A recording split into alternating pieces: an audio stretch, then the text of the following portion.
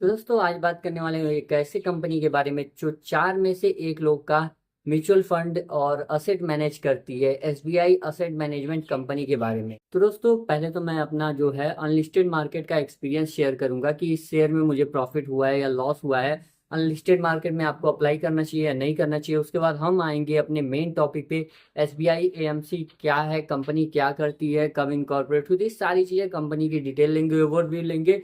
फिर कंपनी का valuation check करेंगे, सेक्टर का पी, कंपनी का पी, साथ में पीयर कंपैरिजन करेंगे। उसके बाद देखेंगे कि जीएनपी क्या चल रही है, इसमें लगाना चाहिए, अप्लाई करना चाहिए, अवॉइड करना चाहिए। फिर लास्ट में बात करेंगे शेयर होल्डर कोटा के बारे में, उस पर कितने पैसे लगाना है, किस हिसाब से अलॉटमेंट मिलता है और कितने एक्स्ट्रा सब्सक्रिप्शन जाता है और क्या सब डिटेल है, और शेयर होल्डर कोटा लगाते कैसे ग्रो में, सारी चीज़ें इसी वीडियो में आपको देखने को मिलने वाली है। तो अगर वीडियो लाइक नहीं किए तो वीडियो को लाइक कर दीजिए। चलिए वीडियो को स्टार्ट करते हैं।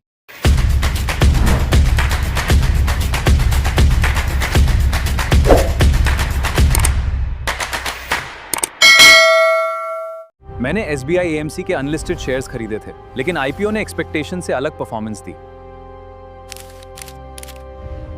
आज हम करेंगे पूरा एनालिसिस। पहले बात करते हैं अनलिस्टेड मार्केट की। तो अनलिस्टेड मार्केट का सफर मेरा कैसा रहा मैं वो बता देता हूँ। मैंने इनक्रेड मनी पे मैं किसी का प्रमोशन नहीं कर रहा हूँ, तो इसको ऐसे मत लीजिएगा कि आपको इन्वेस्टमेंट करना है या नहीं करना है। जस्ट इन्फॉर्मेशन दे रहा हूँ कि इनक्रेड मनी पे मैंने 2-3 साल पहले अकाउंट बनाया था, 2 साल पहले लगभग, और मैंने 701 के रेट से शेयर लिया था, जो कि बढ़ के 850 तक गया था, मतलब 150 पर शेयर का प्रॉफिट था। और मैंने 5,000 अमाउंट इन्वेस्ट किया था, 6-6,500 का प्रॉफिट मिल रहा, मतलब ओवरऑल कैपिटल मेरा बन गया था।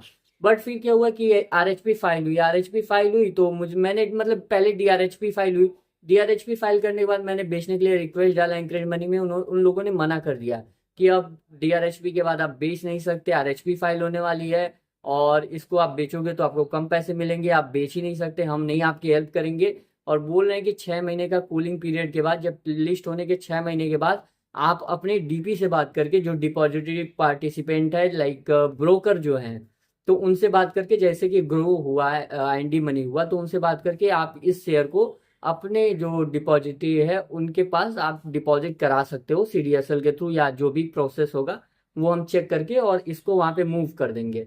तो देखिए बात है कि 701 में मैंने लिया, 850 चल रहा था। कंपनी ने जो आईपीओ लेके आ रहे हैं उसमें इसका जो वैल्यूएशन है और जो शेयर की प्राइस रखा है कंपनी ने, वो 575 अपर बैंड रखा है। और अगर इसको जीएनपी के साथ लिस्टिंग भी देख लेंगे तो बहुत होगा, 650 या 700 तक जाएगा। तो मैं नो प्रॉफिट नो लॉस में रहूंगा। पर क्या हम इस आईपीओ में अप्लाई करके और ये जो प्रॉफिट है उसको इतना गेन कर सके कि जो मेरा इन्वेस्टमेंट था 5,000 का वो रिकवर हो जाएगा? तो चलिए इस कंपनी के बारे में बात करते हैं। अभी देखिए, आप शेयर मार्केट, अनलिस्टेड मार्केट से दूर रहिए। बहुत सोच समझ के, बहुत चुनिंदा कंपनी में अगर आपको लगाना है तो बहुत अपना डीप रिसर्च करके ही लगाइए। और साथ में कंपनी का बहुत बड़ा नाम है। तो चलिए इसको धीरे धीरे डिकोड करते हैं, इसको जानते हैं कि इसमें हमें कितना प्रॉफिट बनने वाला है पर्टिकुलर दिस आईपीओ में। अगर डेट्स की बात करें तो 14 को आईपीओ ओपन हो रहा है, 16 को क्लोज होगा, 17 को इसका अलॉटमेंट पता चलेगा और 21 तारीख को ये मार्केट में लिस्ट हो जाएगा। कंपनी की बात करें तो चार में से एक आदमी इसके पास अपना म्यूचुअल फंड कराता है। 15% का मार्केट शेयर है, मतलब अगर 100 रुपए म्यूचुअल फंड में जा रहे हैं तो उसमें 15 रुपए इनका शेयर है। तो आप समझ सकते हो कि कंपनी अच्छा खासा, पहले तो एसबीआई का नाम है जो कि इस कंपनी को एक बहुत रेंज तक पुश करती है। लाइक अगर आप छोटे छोटे ऐसे भी गांव है जहाँ पे एसबीआई प्रेजेंट है, जहाँ पे कोई अदर ब्रांच प्रेजेंट नहीं है, तो इसको ऐसी ऑडियंस का रीच है जहाँ तक कोई नहीं पहुंच सकता। तो एक वास्ट ऑडियंस, एक बहुत बड़ा भरोसा, क्योंकि बैंकर्स ऑफ द बैंक जो आरबीआई है उसके जो सबसे लाइक चुनिंदा बैंक है, अगर आप सरकारी बैंकों की बात करेंगे तो सबसे ऊपर नाम आता है एसबीआई का। तो एसबीआई एक अच्छा खासा लाइक ट्रस्ट वर है लोगों के बीच में, और एसबीआई का अच्छा खासा नाम है। प्लस अगर बात करें तो ये ज्वाइंट वेंचर है अमुंडी का और एसबीआई का। 1992 में कंपनी इनकॉर्पोरेट हुई थी। अमुंडी जो है वो यूरोप की बहुत जानी मानी असेट मैनेजमेंट कंपनी है जिनका ज्वाइंट वेंचर है। और ये जो आईपीओ है ये टोटल ओएफएस होने वाला है, मतलब अमुंडी और एसबीआई के जो इसमें शेयर होल्डर हैं वो अपनी स्टेक को सेल कर रहे हैं, ना कि कोई फ्रेश इशू किया जा रहा है। तो इसमें ऑल पैसा ओएफएस है, बट स्टिल अगर हम इसमें प्रॉफिट बना सकते हैं नहीं, चलिए उस पर बात करते हैं। कंपनी में 6% का शेयर होल्डर कोटा रखा है, जिसमें शेयर होल्डर अगर देखिए, अगर 7 तारीख के पहले पहले आपकी डीमेट में अगर एसबीआई बैंक का एक भी शेयर आपका पड़ा होगा 7 तारीख तक या 8 तारीख तक, तो ही आपको ये जो है, अगर आपने साथ को बेच भी दिया होगा तो भी शेयर होल्डर कोटा में एलिजिबल नहीं होंगे। उसकी क्राइटेरिया क्या है, आपको बगल में शो कर रहा होगा कैसे ग्रो ऐप ओपन करना है। जब आप अप्लाई करने जाओगे तो वहाँ पे ऑप्शन रहता है रेगुलर, वहाँ पे क्लिक करके उस शेयर होल्डर कोटा में आप चूज कर सकते हो। तो इसकी लास्ट में बात करेंगे, बट अगर 7 तारीख तक आपके पास था तो आप शेयर होल्डर कोटा के लिए एलिजिबल हो। शेयर होल्डर कोटा में आपको 5 लाख तक की एप्लीकेशन में अलॉटमेंट मिलेगा, 5 लाख लोगों को अलॉटमेंट मिलने वाला है। और रिटेल में 25 लाख जो एप्लीकेशन है उनको अलॉटमेंट मिलने वाला है। अगर कंपनी के काम की बात करें तो म्यूचुअल फंड एक ग्रोइंग इंडस्ट्री है, तो बहुत ज़्यादा स्कोप है आगे चल के भी। अच्छा खासा इनका रेवेन्यू है, अच्छा खासा प्रॉफिट का ग्रोथ है। आप सारी चीज़ें ग्रो ऐप या जो भी ब्रोकर है आप चेक कर सकते हो, ऑनलाइन भी चेक कर सकते हो। फंडामेंटल्स काफ़ी स्ट्रांग है। पी की बात करें तो 38 का इनका पी है, जो कि सेक्टर पी की अगर बात करें तो 40 के आसपास का है। निपॉन की अगर बात करें 51 है, आईसीआईसीआई का 49 है और 41 पी है एचडीएफसी का। तो इसमें पी के हिसाब से थोड़ा सा स्कोप बच रहा है। लाइक ओके ओके आईपीओ है ना, हाई वैल्यूएशन है, बहुत ज़्यादा लो वैल्यूएशन पे भी नहीं है, ओके ओके आईपीओ है, वैल्यूएशन ठीक ठाक रखा गया है।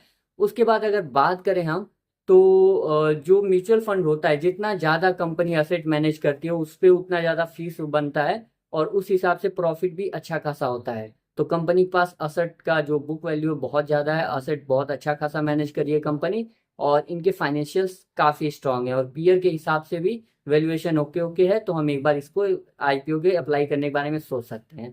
प्लस अगर जीएनपी की बात करें तो कंसिस्टेंट 15% से ऊपर ही चल रहा है और हमें 15% की जीएनपी अच्छा माना जाता है। तो 15 से अगर 20% मिले तो बिल्कुल अप्लाई करने के लिए हम जा सकते हैं मल्टीपल डीमेट से। वीडियो क्लास में शेयर होल्डर कोटा के बारे में बात कर लेते हैं। शेयर होल्डर कोटा से आप 13 एप्लीकेशन लगा सकते हो, 13 लॉट का, जिसके लिए आपको 1,94,000 के समथिंग आपको फंड चाहिए होगा। तो उतना फंड अगर आपके पास है तो आप पूरे पूरे शेयर होल्डर कोटा के लिए फुल एप्लीकेशन लगा सकते हो।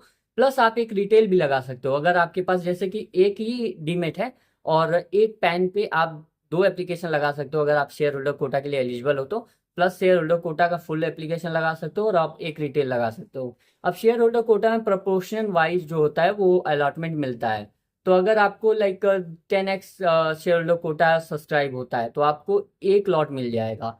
तो अगर आपने पूरा लगाया होगा, अब अगर आप 2 लॉट लगाएंगे, 3 लॉट लगाएंगे, तो मिलने के चांसेस भी प्रोपोर्शन वाइज बहुत कम हो जाएंगे। तो अगर आपको ज़्यादा से ज़्यादा अपनी चांसेस बढ़ाने हैं तो प्लीज़ इसमें जो लॉट साइज है उसको बढ़ाइए, ज़्यादा लॉट लगाइए और शेयर होल्डर कोटा में 13 लॉट का जो स्लॉट है टोटल मेट करिए, ताकि आपको मिलने के चांसेस ज़्यादा रहें। तो रिटेल में शो शॉर्ट अप्लाई करिए जितने आईडी है सबसे, और अगर फंड है और शेयर होल्डर कोटा के एलिजिबल है तो शेयर होल्डर कोटा में भी अप्लाई करिए। बाकी आपका क्या डिसीजन है, ये तो मेरी अपनी राय है, निजी राय है। आपका क्या डिसीजन बनता है, आप इतना रिसर्च करने के बाद अप्लाई करते हैं, अवॉइड करते हैं, कमेंट करके जरूर बताइएगा। मिलते हैं नेक्स्ट वीडियो में, तब तक के लिए जय श्री राम।